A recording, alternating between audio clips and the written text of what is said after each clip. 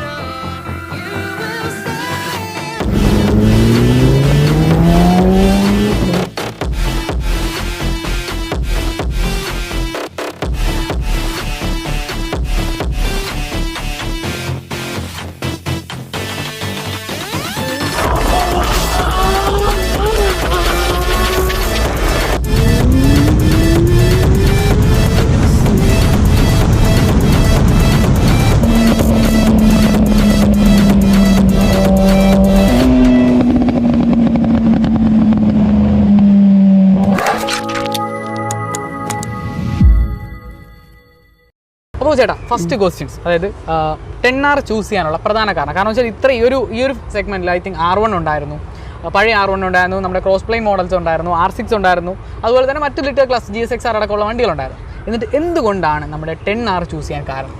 Okay, so ഞാനൊരു 2 years ബാക്കാണ് അതൊരു super bike എടുക്കാമെന്ന് പ്ലാൻ ചെയ്യുന്നത്. അപ്പോൾ ആ ടൈമാണെങ്കിൽ ഫണ്ട് സെറ്റ് ആവുന്നതും ഒക്കെ അങ്ങനെ ഇരുന്നപ്പോൾ ആദ്യം ഞാനൊരു സൂപ്പർ ബൈക്ക് എന്ന് വെച്ചാൽ 600cc ആ ഒരു സെഗ്മെൻറ്റാണ് ഞാൻ നോക്കിയത്. അപ്പോൾ ആ ടൈമിൽ ഏറ്റവും ബെസ്റ്റ് എന്നുള്ളത് R6 ഉണ്ടായിരുന്നു പെർഫോമൻസ് വൈസ്, പിന്നെ ഡയറ്റോൺ ഉണ്ടായിരുന്നു. അപ്പോൾ ഞാൻ ആദ്യം അതൊക്കെയാണ് നോക്കിയത്. സൂപ്പർ സ്പോർട്ട് ആയിരുന്നു ഇഷ്ടം? ആക്ച്വലി അതായിരുന്നു എനിക്കിഷ്ടം. പിന്നെ എന്തായാലും ജസ്റ്റ് ഒരു ബിഗിനർ അല്ല, അപ്പോഴേക്കും 600cc വെച്ച് സ്റ്റാർട്ട് ചെയ്യുമെന്ന് വിചാരിച്ചു. അപ്പോൾ അങ്ങനെ പ്ലാൻ ചെയ്തത്. അപ്പോൾ എന്തായാലും എടുക്കുന്നു, ഇപ്പോൾ എടുക്കുമ്പോഴേക്കും 1000cc ആയിക്കോട്ടെ എന്ന് വെച്ചു. ഓക്കെ, അപ്പോൾ അങ്ങനെ നോക്കിയപ്പോഴേക്കും R1 ഒക്കെ എനിക്ക് മൈൻഡിലുണ്ടായിരുന്നു. R1 ഉണ്ടായിരുന്നു, പിന്നെ CBR 1000, പിന്നെ 10R ഇതൊക്കെ ആയിരുന്നു എൻ്റെ മൈൻഡിലുണ്ടായിരുന്നു. പക്ഷേ ഞാൻ ടെസ്റ്റ് ഡ്രൈവ് ചെയ്ത് നോക്കിയപ്പോഴേക്കും എനിക്ക് 10R ആണ് കുറച്ചുകൂടെ കംഫർട്ടബിൾ ആയിട്ട് തോന്നിയതും. പിന്നെ പെർഫോമൻസ് വൈസ് ആവട്ടെ, പിന്നെ S1000RR ഞാൻ നോക്കിയായിരുന്നു. അപ്പോൾ ആ രണ്ടും വെച്ച് നോക്കിയിട്ട് എനിക്ക് ബെറ്റർ ആയിട്ട് എനിക്ക് ഫീൽ ചെയ്തത് 10R ആണ്. അതുകൊണ്ടാണ് ഞാൻ 10R ചൂസ് ചെയ്തത്. അങ്ങനെ 10R ചൂസ് ചെയ്തത്? അതെ അതെ. ഓക്കെ, അപ്പോൾ നമ്മൾ അങ്ങനെയാണ് നമ്മുടെ 10R എന്നുള്ളൊരു ഓപ്ഷൻ. ഇത്രയും വണ്ടി പ്രിഫർ ചെയ്ത് നോക്കിയിട്ട് ചേട്ടൻ ഏറ്റവും ബെസ്റ്റ് ആയിട്ട് ചേട്ടൻ്റെ ഒരു പേഴ്സണൽ ഒപ്പീനിയനിൽ ഫീൽ ചെയ്ത് നമ്മുടെ ഒരു 10R ആയിരുന്നു. അതെ. ഓക്കെ, അപ്പോൾ ചേട്ടൻ അങ്ങനെ ആയിരുന്ന സമയത്ത് ചേട്ടൻ എടുക്കുകയാണ് വണ്ടി. എനിക്ക് അതിന് മുൻപ് ചേട്ടൻ ടെസ്റ്റ് ഡ്രൈവ് ഓൾറെഡി ചെയ്തിട്ടുണ്ടായിരുന്നു. ഓക്കെ, അപ്പോൾ ചേട്ടൻ എടുത്തതിന് ശേഷം എങ്ങനെയായിരുന്നു നമ്മുടെ 10R? ഓക്കെ, സോ 10R എടുത്ത ടൈമിൽ എൻ്റെ എക്സ്പീരിയൻസ് എങ്ങനെയാണെന്ന് ചോദിച്ചു കഴിഞ്ഞാൽ, എനിക്ക് എടുത്ത ടൈമിൽ കുറച്ചൊന്ന് ബൈക്കൊന്ന് എൻ്റെ കയ്യിൽ സെറ്റായി വരാനായിട്ട് കുറച്ചൊന്ന് ടൈം എടുത്തു. I think around 1 to 2 months. Okay, ആദ്യമൊക്കെ എടുത്തപ്പോൾ എനിക്ക് കുറച്ച് പാടായിരുന്നു, ബിക്കോസ് ഇത് 1000cc ആണ്, പിന്നെ ഓൾറെഡി ഇത് റീമാപ്ഡ് ആണ്. ഓക്കെ, അപ്പോൾ നോർമൽ 10R പെർഫോമൻസിനുണ്ട്. അപ്പോൾ അങ്ങനെ ഉള്ളതുകൊണ്ട് എനിക്ക് കുറച്ചൊരു ടാസ്ക് ഉണ്ടായിരുന്നു. ബട്ട് ഐ തിങ്ക് പെട്ടെന്ന് എനിക്ക് ക്യാച്ചപ്പ് ചെയ്യാൻ പറ്റി അതായിട്ട്. Okay, so in around 2 months തന്നെ എനിക്ക് ഫുള്ളി ഓക്കെ ആയി. പിന്നെ എനിക്ക് നോർമൽ ബൈക്സ് യൂസ് ചെയ്യുന്ന പോലെ എനിക്കിത് യൂസ് ചെയ്യാൻ പറ്റുന്ന ഒരു കോൺഫിഡൻസ് എനിക്ക് കിട്ടുകയാണ്. അപ്പോൾ ചേട്ടൻ അങ്ങനെ ഭയങ്കര യൂസർ ഫ്രണ്ട്ലി ആയിട്ട് മാറി നമ്മുടെ വണ്ടി. പിന്നെ എങ്ങനെയാണ് നമ്മുടെ ഏറ്റവും കൂടുതൽ ആൾക്കാർക്ക് ഇത് യൂസ് ആവുന്നത്? നമ്മുടെ വണ്ടിയുടെ ഹാൻഡ്ലിംഗ് കംഫർട്ട് എന്നുള്ള രീതിയിൽ കൂടെ നമുക്ക് ഒരു കണ്ടന്റിലേക്ക് പോകാണ്. ആ സമയത്ത് ചേട്ടൻ എങ്ങനെയായിരുന്നു വണ്ടി എടുത്ത സമയത്തുള്ള ഹാൻഡ്ലിംഗ്, ഇപ്പോൾ കറന്റ് എങ്ങനെയാണ് വന്നത്? നമ്മുടെ സിറ്റി ആയിക്കോട്ടെ, ആ ഒരു രീതിയിലൊന്ന് പറയാം. എടുത്ത ടൈമിൽ ഹാൻഡ്ലിംഗ് എന്ന് പറഞ്ഞാൽ അങ്ങനെ ഡിഫറൻസ് ഒന്നുമില്ല. എടുത്ത ടൈമിൽ ഇപ്പോഴത്തെ ടൈമിൽ പണ്ട് മുതൽ തന്നെ ട്രാഫിക്കിലൊക്കെ കൂടെ പോകുമ്പോൾ കുറച്ചധികം ഓവർ ഹീറ്റിംഗ് വരുന്നുണ്ടായിരുന്നു. ഹീറ്റിംഗ് ഇഷ്യൂസ് ഉണ്ട്. എന്നാലും കമ്പാരിറ്റീവ്ലി ബാക്കി സൂപ്പർ ബൈക്സ് വെച്ച് നോക്കിക്കഴിഞ്ഞാൽ അത്രയും ഇല്ല. മാക്സിമം ഒരു 100 to 105 ഡിഗ്രി അതിനകത്തൊക്കെ മെയിൻറ്റെയിൻ ചെയ്യാൻ പറ്റുന്നുണ്ട്. അത്രേ വരുന്നുള്ളൂ മാക്സിമം.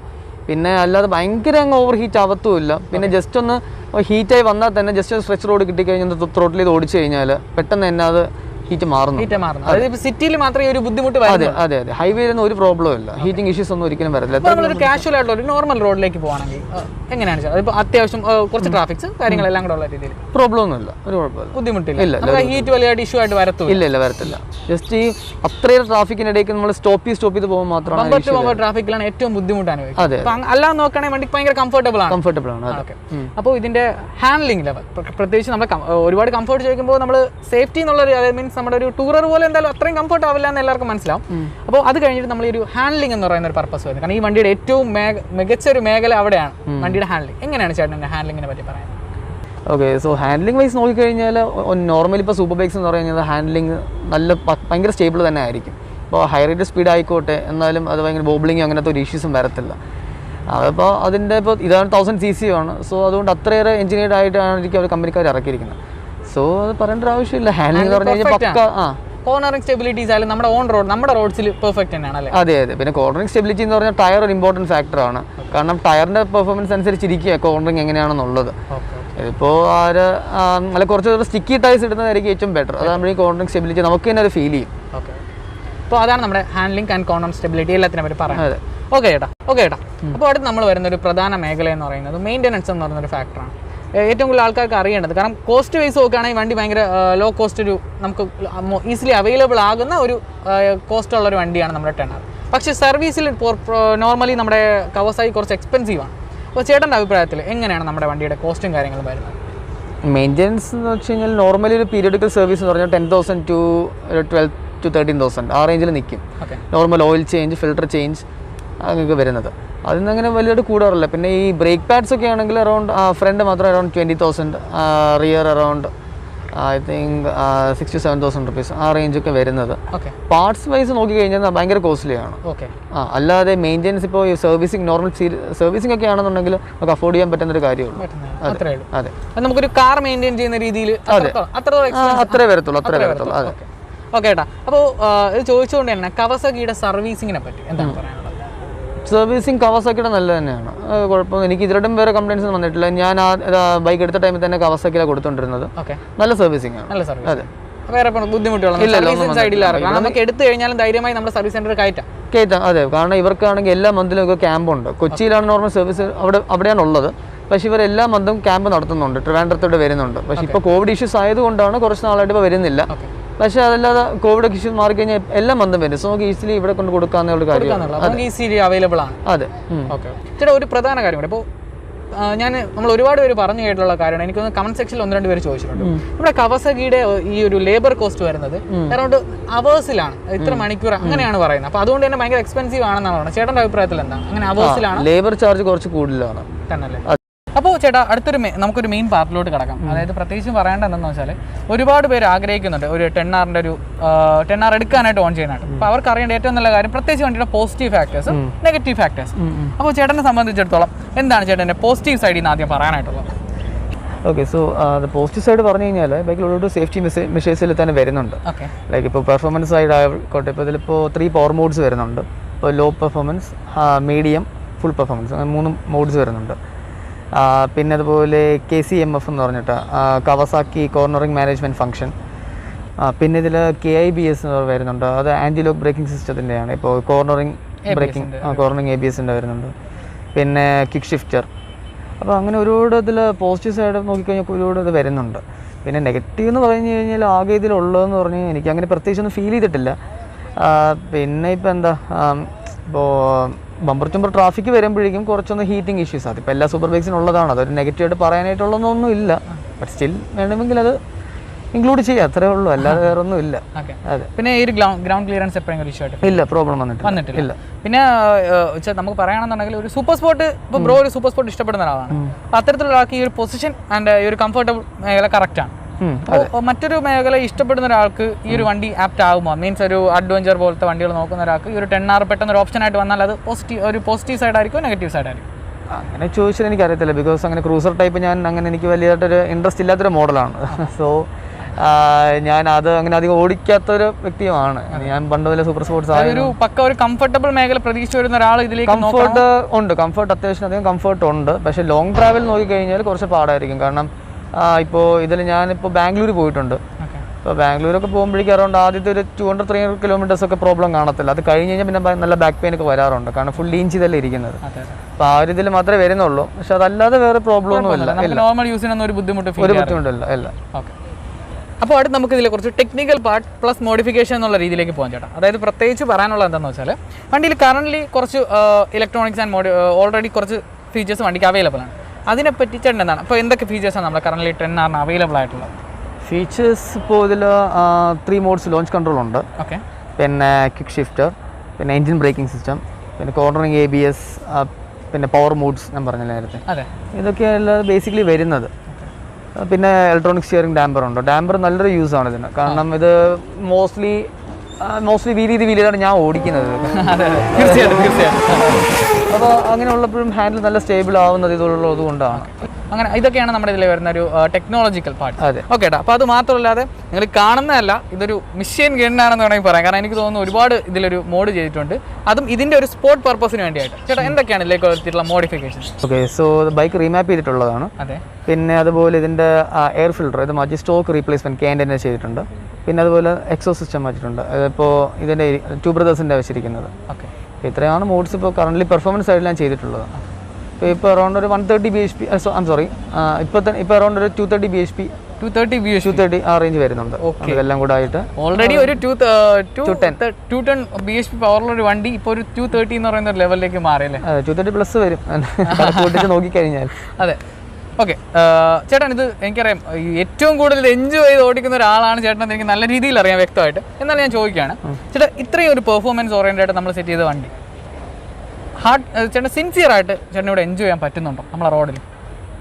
അങ്ങനെ ചോദിച്ചാൽ ഇതിൻ്റെ ഫുൾ പൊട്ടൻഷ്യൽ എനിക്ക് യൂസ് ചെയ്യാൻ പറ്റിയിട്ടുണ്ടോ എന്ന് ചോദിച്ചാൽ ഇടയ്ക്കിടയ്ക്കൊക്കെ പറ്റുന്നുണ്ട്. നൈറ്റ് ടൈമൊക്കെ ഇറങ്ങുമ്പോഴേക്കും റോഡ്സ് ക്ലിയർ ആണ്, വേറെ പ്രോബ്ലം ഒന്നും ഇല്ലെങ്കിൽ ഓക്കെയാണ്. ബട്ട് ഇതുവരെയായിട്ടും ഇതിൻ്റെ ടോപ്പ് സ്പീഡൊന്നും എനിക്കിവിടെ ചെയ്യാൻ പറ്റിയിട്ടില്ല. അതിനുള്ള റോഡ് നോക്കിയിട്ടില്ല. പിന്നെ അല്ലെങ്കിൽ കുഴപ്പമില്ല, എനിക്ക് പറ്റുന്ന രീതിയിലൊക്കെ ഞാൻ മാക്സിമം എൻജോയ് ചെയ്ത് തന്നെ ഓടിക്കാറുണ്ട്. അതെ, ഉണ്ട്. അതെ, ഓക്കെ ഏട്ടാ. അപ്പോൾ ഇതൊക്കെയാണ് നമ്മുടെ ഒരു മെയിൻ പാർട്ടായിട്ട് ചേട്ടൻ പറയാനുള്ളത്, മോഡിഫിക്കേഷൻസിൻ്റെ കാര്യം അല്ലേ? Okay okay. അപ്പോൾ ചേട്ടാ, അടുത്തൊരു ഇമ്പോർട്ടൻറ്റ് പാർട്ട് എന്ന് വെച്ചാൽ നമ്മൾ ഏറ്റവും കൂടുതൽ കമൻറ്റ് വരുന്ന സെക്ഷനാണ്. അതായത് എന്താണ് നമ്മുടെ വണ്ടിയുടെ മൈലേജ് 10Rൻ്റെ? ഒരു നല്ലൊരു ക്വസ്റ്റ്യൻ ആണെന്ന് ഞാൻ വിശ്വസിക്കുന്നു. പറഞ്ഞു കേട്ടോ. നമ്മളിപ്പോൾ ഒരു 1000cc ബൈക്കൊക്കെ എടുക്കുമ്പോൾ മൈലേജ് നോക്കിയിട്ട് കാര്യമില്ല. ഞാനങ്ങനെ സ്പെഷ്യലി അങ്ങനെ നോക്കാറില്ല മൈലേജ് എത്രയാണെന്ന്. പക്ഷേ എന്നാലും എനിക്ക് നോർമലി ഒരു 500 rupees പെട്രോൾ അടിച്ചു കഴിഞ്ഞാൽ അറൗണ്ട് ഒരു 70 to 80 കിലോമീറ്റേഴ്സ് എനിക്ക് കിട്ടുന്നുണ്ട്. ഐ തിങ്ക് അറൗണ്ട് 10 ഒക്കെ ഉണ്ട് മൈലേജ്. പിന്നെ ലോങ് പോകുമ്പോഴേക്കും അറൗണ്ട് ഒരു 15 ആ റേഞ്ചിലൊക്കെ കിട്ടുന്നുണ്ട്. പിന്നെ മൈലേജ് ആക്ച്വലി നോക്കരുത്, എന്ന് വെച്ചാൽ ഒരു കാർ കൊണ്ടുപോകുന്ന പോലെ ഇത് കൊണ്ടുപോകാം. അതെ, അത്രത്തോളം ഒരു മൈലേജ് ലെവൽസ് ആണ് വരുള്ളൂ. അതെ അതെ അതെ. ഓക്കെ ഡാനേട്ടാ, അപ്പോൾ നമ്മളൊരു സെക്കൻഡ് ആയിട്ട് ഓൺ ചെയ്യുന്നു. പ്രത്യേകിച്ച് ഞാൻ ഈ വീഡിയോ വീണ്ടും പറയുന്നു, സെക്കൻഡ്സ് ആയിട്ടൊക്കെ എടുക്കുന്നവർക്ക് ഭയങ്കര ഉപയോഗമാണ് നമ്മൾ ഉദ്ദേശിക്കുന്നത്. അപ്പോൾ ചേട്ടാ, അങ്ങനെ നോക്കുന്ന സമയത്ത് സെക്കൻഡ് ആയിട്ട് ഒരു 10R അല്ലെങ്കിൽ ഈ ഒരു റേഞ്ചിലുള്ള വണ്ടി എടുക്കുന്ന സമയത്ത് നമ്മൾ കെയർ ചെയ്യേണ്ട ബേസിക് കാര്യങ്ങൾ എന്തൊക്കെയാണെന്ന് പറയാം? നമ്മൾ ഏതൊരു ബൈക്ക് എടുത്താലും എടുക്കുന്ന തൊട്ട് മുന്നേ ഇപ്പോൾ കവാസാക്കി ആണെന്നുണ്ടെങ്കിൽ കവാസാക്കിയിൽ വിളിച്ച് അതിൻ്റെ ഫുൾ ഹിസ്റ്ററി എടുക്കണം. കാരണം എന്തൊക്കെ വർക്ക് ചെയ്തിട്ടുണ്ട്, അതിൻ്റെ സർവീസിങ് കറക്റ്റ് ആണോ, അതെല്ലാം നമ്മൾ ചെക്ക് ചെയ്യണം. പിന്നെ അതുപോലെ തന്നെ എന്തെങ്കിലും ആക്സിഡൻ്റൽ ഡാമേജസ് അത് നമ്മൾ ചെക്ക് ചെയ്യണം. ലൈക്ക് ഇപ്പോൾ സ്മോൾ ആക്സിഡൻറ്റ്സ് ഒക്കെ ആണെങ്കിൽ പ്രോബ്ലം ഇല്ല, അതിപ്പോൾ എല്ലാ ബൈക്സും വീഴുന്നതാണ്. മേജർ ആയിക്കോട്ടെ, അത് അത്രയും നന്നായിട്ട് വർക്ക് ചെയ്തിട്ടുള്ളൊരു ബൈക്കാണെങ്കിൽ പ്രോബ്ലം ഒന്നും വരത്തില്ല. അപ്പോൾ അതൊക്കെ ഒന്ന് ചെക്ക് ചെയ്യണം. പിന്നെ മെയിൻലി നോക്കേണ്ടത് ഇപ്പോൾ എന്താ പറയുക, ഇപ്പോൾ ഇതൊക്കെ തന്നെ മെയിൻലി, വേറെ പ്രത്യേകിച്ചൊന്നും അങ്ങനെ സ്പ്രോക്കറ്റൊക്കെ എന്തായാലും ചെക്ക് ചെയ്യുന്നത് വളരെ നന്നായിരിക്കില്ല. കാരണം സ്പ്രോക്കറ്റ് ഇപ്പോൾ സ്പ്രോക്കറ്റിനൊക്കെ നോക്കുകയാണെങ്കിൽ ലൈഫ് എപ്പോഴും സൂപ്പർ ബൈക്സിന് അറൗണ്ട് ഒരു 15 to 20,000 കിലോമീറ്റേഴ്സ് കിട്ടുമെന്നൊക്കെ പറയുന്നുണ്ട്. എനിക്ക് ഇപ്പോൾ എൻ്റെ ഇപ്പോൾ അറൗണ്ട് 8,000 കിലോമീറ്റേഴ്സ് ആയി ബൈക്ക് എടുത്തിട്ട്. എനിക്ക് ഇതിലൂടെ വേറെ ഇഷ്യൂസ് ഒന്നും വന്നിട്ടില്ല സ്പ്രോക്കറ്റിൽ. ഇല്ല, അപ്പോൾ അതൊക്കെ ലൈഫൊക്കെ ഒന്ന് നോക്കിയിരിക്കുന്നത് നല്ലതായിരിക്കും. അതെ, കാരണം വെച്ചാൽ അഥവാ നമ്മുടെ പ്രത്യേകിച്ച് കവാസാക്കി എനിക്ക് അറൗണ്ട് 20,000 ആ ഒരു റേഞ്ച്. അതെ. അപ്പോൾ ആ സമയത്ത് നമ്മൾ പെട്ടെന്ന് ഒരു OEM പാർട്ട് എടുക്കുന്ന സമയത്ത് ഇപ്പോൾ ഡാമേജ് ആയിട്ടിരിക്കുന്ന ഒരു ചെയിൻ ആണെന്നുണ്ടെങ്കിൽ നമ്മൾ വണ്ടി എടുത്ത ഉടനെ നമ്മൾ 20,000 രൂപ വീണ്ടും ഇൻവെസ്റ്റ് ചെയ്യാൻ റെഡി ആയിട്ട് നിൽക്കേണ്ട ഒരു അവസ്ഥ. എന്തായാലും ഒരു ബൈക്ക് സെക്കൻഡ്സ് എടുക്കുമ്പോഴേക്കും കുറച്ച് എന്തെങ്കിലും വർക്ക്സ് കാണും. സ്പ്രോക്കറ്റ് അല്ലെങ്കിൽ ബ്രേക്ക് പാഡ്സ്, ടയർ, അതൊക്കെ നമ്മൾ ചെക്ക് ചെയ്തിട്ട് നമുക്ക് നമ്മുടെ ആ ഒരു കോൺഫിഗറേഷൻ നമുക്കത് സെറ്റ് ചെയ്യണം. കാരണം ചെയ്തിട്ട് ഓടിക്കും. കാരണം മറ്റത് വേറൊരു ഓണർ യൂസ് ചെയ്തുകൊണ്ടിരുന്നതാണ്. നമ്മൾ ഒരിക്കലും അതിലോട്ട് പോകരുത്. നമ്മൾ നമ്മുടെ രീതിയിൽ നമ്മുടെ ബൈക്കിനെ റെഡിയാക്കി എടുക്കണം. എന്നാലും നമുക്ക് ആ ഒരു കോൺഫിഡൻസ് കിട്ടത്തുള്ളൂ. ഇതൊക്കെയാണ് നമ്മൾ പ്രത്യേകിച്ച് ശ്രദ്ധിക്കേണ്ട കാര്യങ്ങൾ. അതെ അതെ. അപ്പോൾ ചേട്ടാ, നമുക്ക് അടുത്തൊരു ഇപ്പോൾ ഒരു റെഫറൽ എന്നുള്ള രീതിയിൽ പറയാം. ഇപ്പോൾ ഒരുപാട് റൈഡേഴ്സ് നമ്മളെ ഒരു റൈഡിങ് അല്ലെങ്കിൽ ഇങ്ങനെ ഒരു പാഷനായിട്ട് വരുന്നുണ്ട്, ട്രാവൽ ചെയ്യുന്ന ഒരുപാട് വരുന്നുണ്ട്. പെട്ടെന്ന് തന്നെ ഒരുപാട് യങ് പിള്ളേർ കുട്ടികളെല്ലാവരും പെട്ടെന്ന് തന്നെ സൂപ്പർ ബൈക്കിലോട്ട് വരുന്നുണ്ട്. അപ്പോൾ ഇത്തരത്തിലുള്ള വരുന്നവരോടെല്ലാം ചേട്ടന് കൊടുക്കാൻ എന്തെങ്കിലും റെഫറൻസ് ഇത്രയും ഈ ഒരു ചേട്ടൻ ഒരു ചെറിയ ലൈഫിൽ എക്സ്പീരിയൻസ് വെച്ച് ചേട്ടൻ എന്താണ് പറയുന്നത്? ഒരു അഡ്വൈസ് എന്നുള്ള രീതിയിൽ ഇപ്പോൾ സൂപ്പർ സ്പോർട്സ് ആയിക്കോട്ടെ നോർമൽ ബൈക്കും ആയിക്കോട്ടെ helmet is A must. Helmet എന്തായാലും വെക്കണം. അടുത്ത് എവിടെയെങ്കിലും പോകണമെങ്കിൽ ആണെങ്കിൽ പോലും വെക്കണം. കാരണം എനിക്ക് ഇതിന് മുന്നേ എനിക്ക് നോർമൽ ഒരു ബൈക്ക് ഉണ്ടായിരുന്നു. അതിലൊരു നല്ലൊരു മേജർ ആക്സിഡൻറ്റ് ഉണ്ടായിരുന്നതാണ്. ഞാൻ കണ്ടായിരുന്നു ആ ഫോട്ടോ. അതെ, ഓക്കെ. അപ്പോൾ അന്ന് എനിക്ക് ഹെൽമെറ്റ് ഉള്ളതുകൊണ്ട് മാത്രമാണ് ഞാൻ എപ്പോഴും ജീവിച്ചിരിക്കുന്നത്. സോ ഹെൽമെറ്റ് എപ്പോഴായാലും വെക്കണം. അതുപോലെ തന്നെ ഈ ജാക്കറ്റ് ആണെങ്കിലും ഗ്ലൗസ് ആണെങ്കിലും ഞാനത് എപ്പോഴും യൂസ് ചെയ്യുന്ന ഒരാളല്ല. സ്റ്റിൽ ഞാൻ യൂസ് ചെയ്യുമ്പോൾ റൈഡ്സൊക്കെ പോകുമ്പോൾ ഞാൻ യൂസ് ചെയ്യാറുണ്ട്. പക്ഷേ മാക്സിമം അത് യൂസ് ചെയ്യാൻ നോക്കണം നമ്മൾ. കാരണം അത് എപ്പോഴാണ് നമുക്ക് ബോഡിക്ക് അത് ആവശ്യം വരുന്നത് ഒരു കാര്യമാണ്. കാരണം ഇൻ കേസ് ഒരു വീഴ്ചയെല്ലാം വീണ് കഴിഞ്ഞാൽ ഇതൊക്കെ ഉണ്ടെങ്കിൽ ഒരു ലെയർ നമുക്ക് പ്രൊട്ടക്ഷൻ കിട്ടുന്നതാണ്. അപ്പോൾ എന്തായാലും അത് ഇട്ട് പോകണം. മസ്റ്റാണ്. അതെ. ഓക്കെ ചേട്ടാ, ഇപ്പോൾ പലരും ഇപ്പോൾ നമ്മുടെ ഇപ്പോൾ പുതുതായിട്ട് വന്ന അപ്കമിങ് റൈഡേഴ്സ് ഒരുപാട് പേരുണ്ട്. സൂപ്പർ ബൈക്കിലോട്ട് അല്ലെങ്കിൽ സൂപ്പർ സ്പോർട്ടിലോട്ട് ഡയറക്റ്റ് പോകുന്ന ആൾക്കാർ. അപ്പോൾ അവർക്ക് കറൻറ്റ്ലി അവരുടെ ഒരു പ്രൈസ് റേഞ്ചിൽ നമ്മുടെ ഒരു 600 സെഗ്മെൻറ്റ് ആ ഒരു രീതിയിലുള്ള വണ്ടികൾ അവൈലബിൾ ആണെങ്കിലും ചിലപ്പോൾ അവരുടെ ഒരു ആഗ്രഹം എന്നുള്ള രീതിയിൽ അവരുടെ ഡയറക്റ്റ് ഒരു സൂപ്പർ സ്പോർട്ടിലോട്ട് പോകും. കാരണം കുറഞ്ഞ കോസ്റ്റിൽ നമുക്ക് ഒരുപാട് R1 ബൂസ്റ്റൊക്കെ അവൈലബിൾ ആയിട്ട് വരുന്നുണ്ട് നമ്മുടെ മാർക്കറ്റിൽ. അപ്പോൾ അവർ ഈ ഒരു എമൗണ്ടിൽ ഒരു 600 എടുക്കുന്നതിനേക്കാളും ഡയറക്റ്റ് അതെടുത്താലും ഒരു റോ വണ്ടി ആയിരിക്കും ചിലപ്പോൾ, ഒരുപാട് ഇലക്ട്രോണിക്സ് ഒന്നും ഇല്ലാത്ത. അപ്പോൾ അത്തരത്തിലൊരു ഡിസിഷൻ എടുക്കുന്നതിനെ പറ്റി ചേട്ടൻ എന്താണ് ഒരു അഭിപ്രായം? റോ ബൈക്സ് എന്ന് പറഞ്ഞാൽ അത് റോ ബൈക്സ് എപ്പോഴും ഓടിക്കുന്ന വേറൊരു ഡിഫറെൻറ്റ് ഫീലാണ്. കാരണം ഇലക്ട്രോണിക്സ് ആയിട്ട് അങ്ങനെ വേറെ അതൊന്നുമില്ല. സോ ഫുൾ പവർ നമ്മുടെ കയ്യിലാണ് ഇരിക്കുന്നത്. അപ്പോൾ അങ്ങനത്തെ ബൈക്സ് ഓടിക്കുമ്പോൾ കുറച്ച് നമ്മൾ സൂക്ഷിച്ച് വേണം ഓടിക്കാൻ. കാരണം എസ്പെഷ്യലി അതിൽ നോർമലി നമുക്ക് പഴയ R1 ഒക്കെ ആണെങ്കിൽ ABS ഒന്നും കാണത്തില്ല. സോ നമ്മൾ അതിനനുസരിച്ച് നമ്മുടെ മൈൻഡ് പ്രിപ്പയർ ആയിരിക്കണം. ഇപ്പോൾ പെട്ടെന്ന് എന്തെങ്കിലും റോഡിലൊരു ഒബ്സ്റ്റക്കിൾ വല്ലതും വന്നു കഴിഞ്ഞാൽ ലൈക്ക് ആരെങ്കിലും യൂ ടേൺ ചെയ്യുന്നു അല്ലെങ്കിൽ പട്ടി വരുന്നു, അപ്പോൾ ആ ടൈമിലൊക്കെ നമ്മൾ അത്രയേറെ സ്പീഡ് വന്നു കഴിഞ്ഞാൽ ബ്രേക്ക് ചെയ്ത് നിൽക്കത്തില്ല. സോ നമ്മുടെ മൈൻഡിൽ എപ്പോഴും ആ ഒരു കാര്യം ഓർമ്മ വേണം.